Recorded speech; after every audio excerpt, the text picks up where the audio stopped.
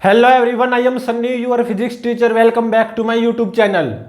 Heat के आज के इस लेक्चर में हम एक बिल्कुल अलग तरह की स्पेशल प्रॉब्लम को सोल्व करेंगे। तो देखो, इस प्रॉब्लम में क्या होगा, मेरे पास आइस होगी 100 ग्राम -50 डिग्री सेल्सियस पे, और मैं इस सैंपल को हर सेकंड में 100 कैलोरी हीट देना शुरू करूंगा। हर सेकंड में 100 कैलोरी हीट देता रहूंगा, ठीक है। तो इस आइस का टेम्परेचर बढ़ता जाएगा।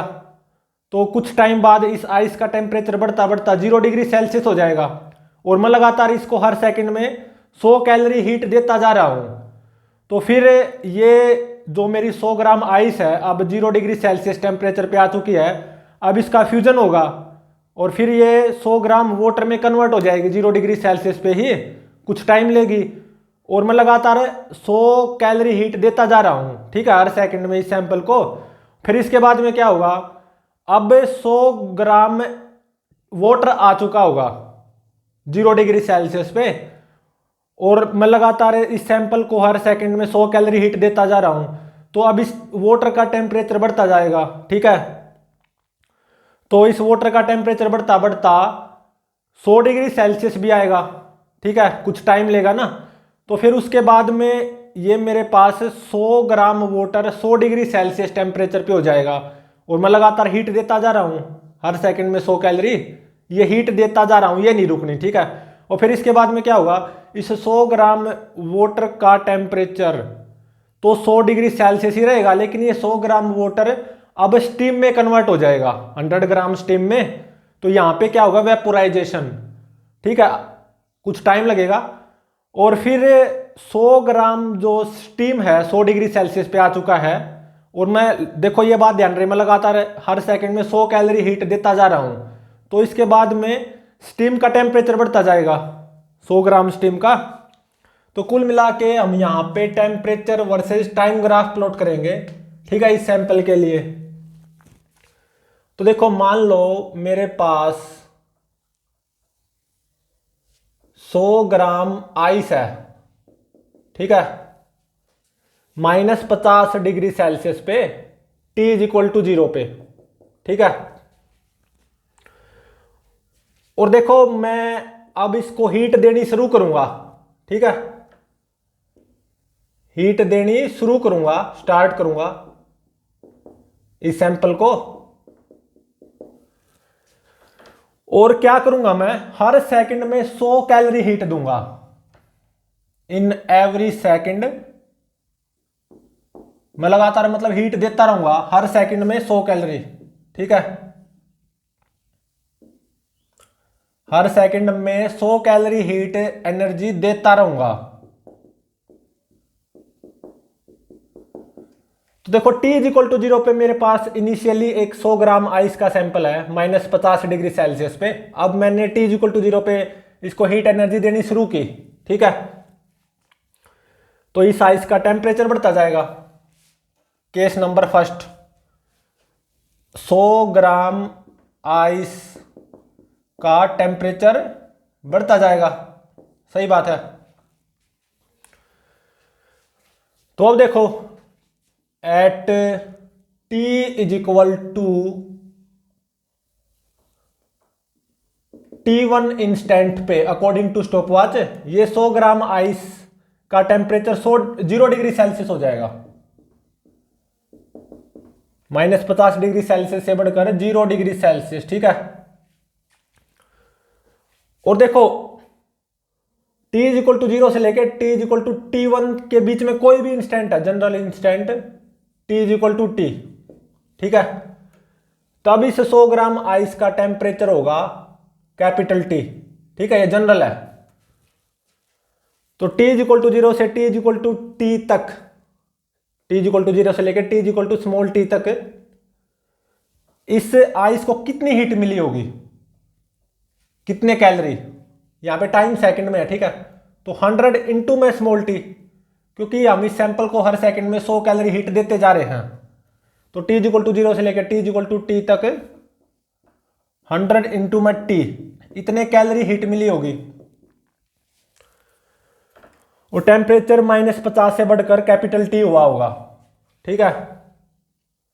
तो M H delta T apply कर दो, mass 100 gram, S specific heat of ice वो कितनी होती है, आधी calorie per gram per degree Celsius. Increase in temperature capital T minus of -50, मतलब कैपिटल टी प्लस 50, ठीक है। तो देखो यहां पे टेम्परेचर फंक्शन ऑफ टाइम आ जाएगा और ये क्या आएगा 2T माइनस 50, ठीक है। ये टेम्परेचर डिग्री सेल्सियस में होगा और यहां पे टाइम सेकंड में होगा। तो देखो at T is equal to small t1 instant पे इस आइस का टेम्परेचर 0 डिग्री सेल्सियस हो जाएगा। तो स्मॉल t1 ये टाइम कितना होगा, यहां पे कैपिटल टी को 0 पुट कर दो, 0 डिग्री सेल्सियस अपने आप निकल के आ जाएगा, is equal to 2T1 minus 50। तो यहां से T1 कितना आ गया 25 second. At T is equal to T1 is equal to 25 second पे ये 100 ग्राम आइस का टेम्परेचर कितना हो जाएगा 0 डिग्री सेल्सियस, ठीक है। अब देखो इसके बाद में क्या होगा, देखो मैं लगातार इस सैंपल को हीट देता जा रहा हूं, ये ध्यान रहे, हीट देनी बंद नहीं करूंगा, हर सेकंड में 100 कैलोरी हीट लगातार देता जा रहा हूं, लगातार देता जा रहा हूं। तो अब ये जो 100 ग्राम आइस 0 डिग्री सेल्सियस पे है ये वाटर में कन्वर्ट होगी, ठीक है। 100 ग्राम वाटर में कन्वर्ट हो जाएगी फ्रीजिंग टेम्परेचर पे ही, मतलब 0 डिग्री सेल्सियस टेम्परेचर पे ही। और मान लो तब स्टॉप वॉच में टाइम होगा T is equal to T2, ठीक है। और ये क्या है यहां पे फ्यूजन। तो देखो latent heat of fusion of water वो कितनी होती है 80 कैलोरी पर ग्राम, और कितने ग्राम है सैंपल 100 ग्राम, तो इतने कैलोरी, इतने कैलोरी हीट कितने टाइम में मिलेगी। तो देखो जब 100 ग्राम आइस 0 डिग्री सेल्सियस पे 100 ग्राम वाटर में कन्वर्ट हो जाएगी 0 डिग्री सेल्सियस पे ही, मतलब ये फ्यूजन है, तो हीट इतनी हीट एनर्जी चाहिए होगी। और हर सेकंड में इस सैंपल को कितनी हीट एनर्जी मिल रही है 100 कैलोरी। और देखो यहां से यहां तक कितना टाइम लगेगा T2 माइनस T1, और हर सेकंड में कितनी हीट एनर्जी मिल रही है 100 कैलोरी, 100 कैलोरी पर सेकंड। और ये टाइम इंटरवल क्या होगा T2 माइनस 25, ठीक है। तो यहां से T2 ये कितना आ जाएगा, ये आ जाएगा 105 सेकंड, ठीक है। मतलब ये जो टाइम इंटरवल है ना ये कितना होगा 80 second. T2 according to stopwatch time 105 second आ गया, ठीक है। और ये ध्यान रहे मैं लगातार हीट एनर्जी को देता जा रहा हूं हर सेकंड में 100 कैलोरी, ठीक है। तो अब ये जो 100 ग्राम वाटर 0 डिग्री सेल्सियस पे आया है according to stopwatch at T is equal to 105 second. अब इस वाटर का टेम्परेचर बढ़ेगा, 100 ग्राम वाटर का, 100 ग्राम वाटर ही रहेगा, ठीक है। तो मान लो at T is equal to T3 according to stopwatch ये 100 ग्राम वाटर का टेम्परेचर बढ़कर 100 डिग्री सेल्सियस हो गया, ठीक है।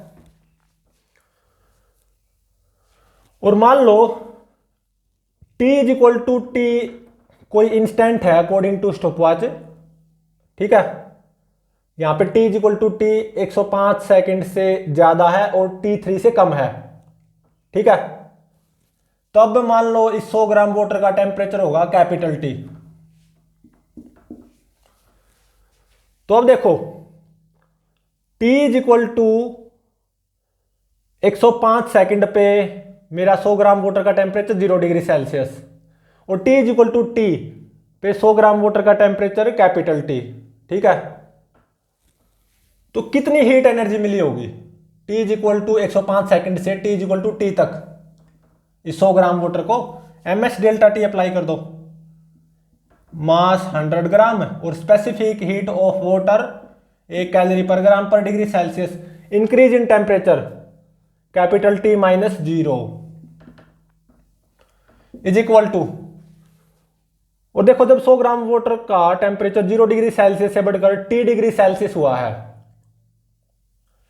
इतने में कितना टाइम लगा? Small T minus 105। और इतने टाइम में कितनी हीट मिली होगी 100 ग्राम वाटर को?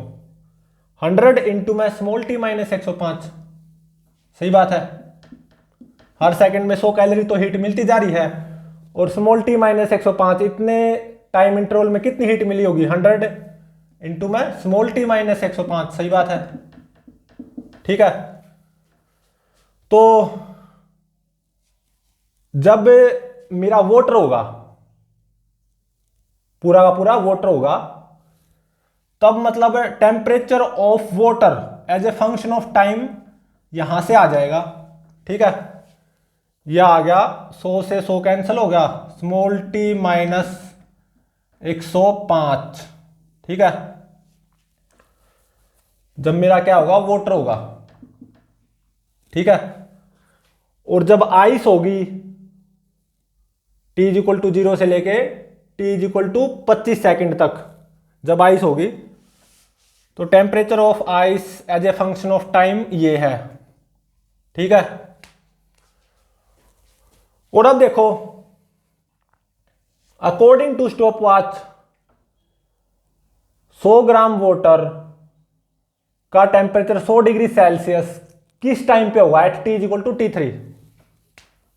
तो यहां पे कैपिटल टी को 100 पुट कर दो,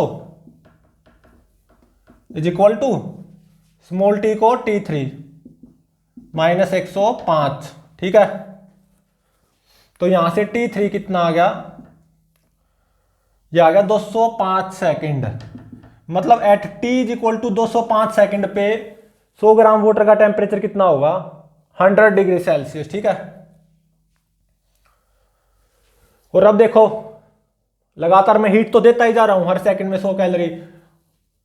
अब ये 100 ग्राम वाटर 100 डिग्री सेल्सियस पे ही 100 ग्राम स्टीम में कन्वर्ट होगा, मतलब एक तरह से यहां पे वेपोराइजेशन होगा, ठीक है। 100 ग्राम स्टीम में कन्वर्ट हो जाएगा। स्टीम मतलब वाटर वेपर से 100 डिग्री सेल्सियस पे, मतलब एट बॉइलिंग टेम्परेचर, ठीक है।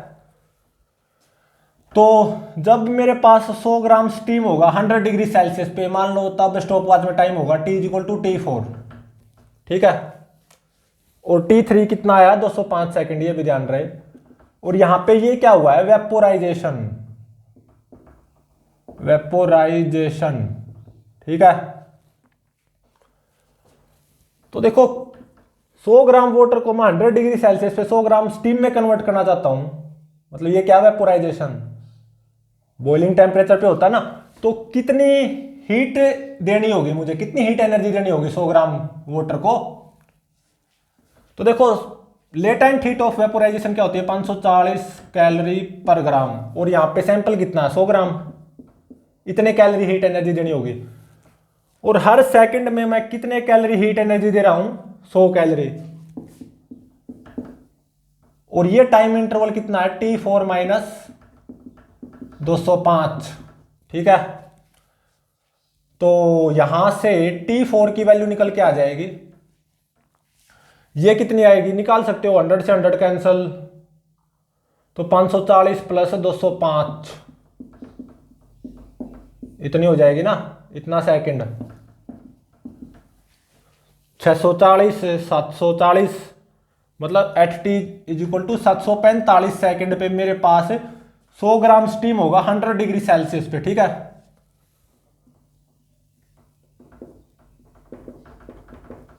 तो ये टाइम इंटरवल कितना आएगा? ये आएगा 540 सेकंड, ठीक है। और मैं लगातार हीट एनर्जी तो देता जा रहा हूं, हर सेकंड में 100 कैलोरी।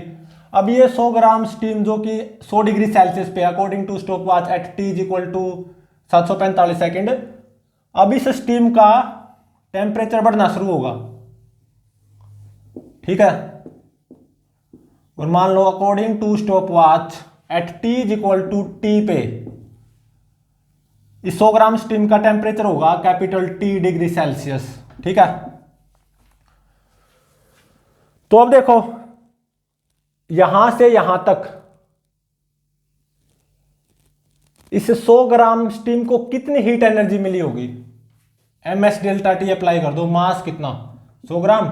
और स्पेसिफिक हीट ऑफ स्टीम कितनी होती है? आधी calorie per gram per degree Celsius. Increase in temperature capital T minus 100,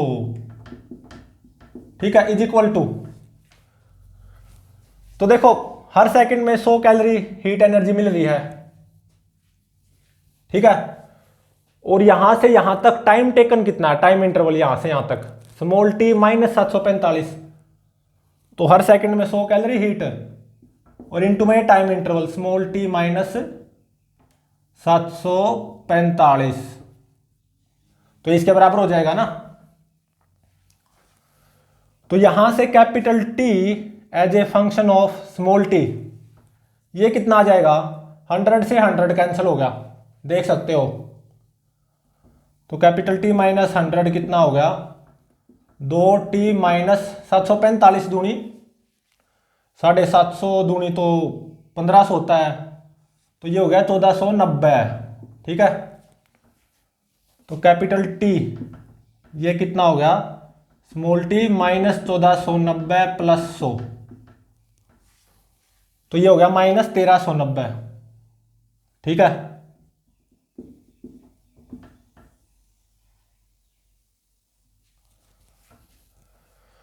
तो यहां से capital T as a function of small t ये कितना आ गया? 2t minus 1390। यहां पे तब स्टीम होगा, वाटर वेपर्स, ठीक है।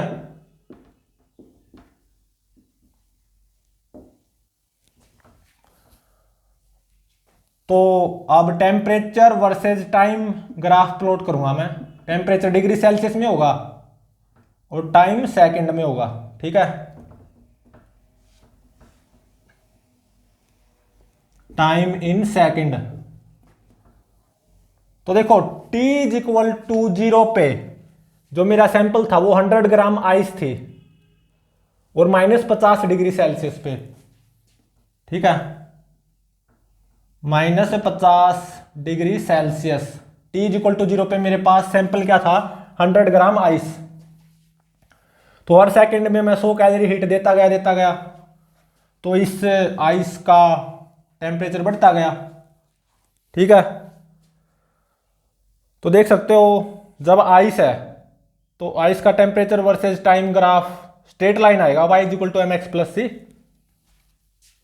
ये कुछ है ऐसे, ठीक है। और देखो at t is equal to 25 second पे 100 ग्राम आइस का टेम्परेचर कितना? 0 डिग्री सेल्सियस, ठीक है। At t is equal to 25 second. अब फिर इसके बाद में क्या हुआ? फ्यूजन हुआ, ठीक है। टेम्परेचर तो 0 डिग्री सेल्सियस ही रहेगा, फ्रीजिंग टेम्परेचर। और 100 ग्राम आइस 100 ग्राम वाटर में कन्वर्ट होने में कितना टाइम लेगी? 80 सेकंड। तो मतलब according to stopwatch at t is equal to 105 second पे मेरे पास 100 ग्राम वाटर होगा एट 0 डिग्री सेल्सियस, ठीक है। तो ये क्या? 100 ग्राम water at 0 degree Celsius at t is equal to 105 second. तो ये तो क्या है? फ्यूजन का ग्राफ है, फ्यूजन का, ठीक है। अब फिर इसके बाद में इस वाटर का 100 ग्राम वाटर का टेम्परेचर बढ़ेगा, ठीक है। और टेम्परेचर वर्सेस टाइम ग्राफ ऐसा आएगा, y is equal to mx plus c, straight line graph, ठीक है। तो ये कुछ ऐसा आएगा, स्ट्रेट लाइन ग्राफ है। और 100 ग्राम वाटर का temperature 100 degree Celsius according to stopwatch किस टाइम पे होगा? 205 सेकंड पे। 205 सेकंड पे टेम्परेचर कितना हो जाएगा 100 ग्राम वाटर का? 100 डिग्री सेल्सियस, ठीक है। तो देखो t इज इक्वल टू 0 से लेकर t is equal to 25 second तक मेरे पास आइस है। ठीक है, 25 से 50 मतलब ये जो 25 से 105 सेकंड मतलब ये जो 80 सेकंड का इंटरवल है, इतने में फ्यूजन हुआ है, आइस वाटर में कन्वर्ट होती गई है 0 डिग्री सेल्सियस टेम्परेचर पे ही। ठीक है, फिर 105 सेकंड से 205 सेकंड तक मेरे पास वाटर रहा है, 100 ग्राम वाटर। 205 सेकंड पे 100 ग्राम वाटर का टेम्परेचर 100 डिग्री सेल्सियस। फिर इसके बाद में वेपोराइजेशन होगा एट बॉइलिंग टेम्परेचर। ठीक है, तो 100 ग्राम वाटर 100 डिग्री सेल्सियस पे 100 ग्राम स्टीम में कन्वर्ट हो जाएगा 100 डिग्री सेल्सियस पे ही। ये क्या होगा, वेपोराइजेशन। कितना टाइम लगेगा, 540 सेकंड। तो अकॉर्डिंग टू स्टॉप वॉच मेरे को 100 gram steam 100 degree Celsius temperature पे किस टाइम पे मिलेगा, according to stopwatch 745 second पे। ठीक है, तो ये क्या है, वेपोराइजेशन। ठीक है, और at T is equal to 745 second पे मेरे पास 100 ग्राम स्टीम है अब। ठीक है, 100 ग्राम स्टीम है यहां पे, और कितने टेम्परेचर पे, 100 डिग्री सेल्सियस पे। पहली बार मुझे स्टीम प्राप्त हुई है 100 की 100 ग्राम में, अकॉर्डिंग टू स्टॉपवॉच कितने टाइम पे, 745 सेकंड पे। और फिर इसके बाद में स्टीम का टेम्परेचर बढ़ेगा 100 से और ज्यादा होता जाएगा, और स्टीम मतलब water vapour, temperature versus time graph straight line आएगा अगेन। ठीक है, कुछ ऐसे। ठीक है, और यहां पे ये ध्यान रहे कौन सी स्ट्रेट लाइन की स्लोप सेम है। तो देखो, इस स्ट्रेट लाइन की स्लोप 2। ठीक है, इस स्ट्रेट लाइन की स्लोप 1। ठीक है, मतलब ये एंगल कितना होगा, 45 डिग्री। इस स्ट्रेट लाइन की स्लोप 2, तो मतलब इस स्ट्रेट लाइन और इस स्ट्रेट लाइन की स्लोप सेम है। ठीक है, तो ये एंगल और ये एंगल दोनों सेम होंगे, मतलब जैसे कि अल्फा अल्फा, और अल्फा कितना होगा, tan इनवर्स 2 के बराबर। तो ऑब्वियसली 45 डिग्री से तो ज्यादा ही होगा। ठीक है, और 40 ग्रेटर देन और equal to 745 second, 40 greater than और इक्वल टू 745 सेकेंड मेरे पास स्टीम है। ठीक है, वो स्टीम का टेम्परेचर लगातार बढ़ेगा लीनियरली। अब यहां पे मेरे पास क्या है, स्टीम। स्टीम मतलब वाटर वेपर्स होते हैं ना। तो ये आएगा temperature versus time graph, temperature degree Celsius में, टाइम इन सेकंड। ठीक है, और यहां पे ये ध्यान रहे मेरे पास initially at T is equal to 0 पे 100 ग्राम आइस सैंपल था और -50 डिग्री सेल्सियस पे। ठीक है, इसको मैं हर सेकंड में 100 कैलोरी हीट देता रहूंगा, ये भी ध्यान रहे। तो टेम्परेचर वर्सेस टाइम ग्राफ ये आएगा। ठीक है, ये आइस और ये वाटर और ये स्टीम। ठीक है, यहां पे फ्यूजन हुआ, आइस वाटर में कन्वर्ट हुई, और यहां पे वेपोराइजेशन हुआ, वाटर स्टीम में कन्वर्ट हुआ। ठीक है, तो ये है टेम्परेचर वर्सेस टाइम ग्राफ। तो प्लीज चैनल को लाइक शेयर और सब्सक्राइब जरूर करें।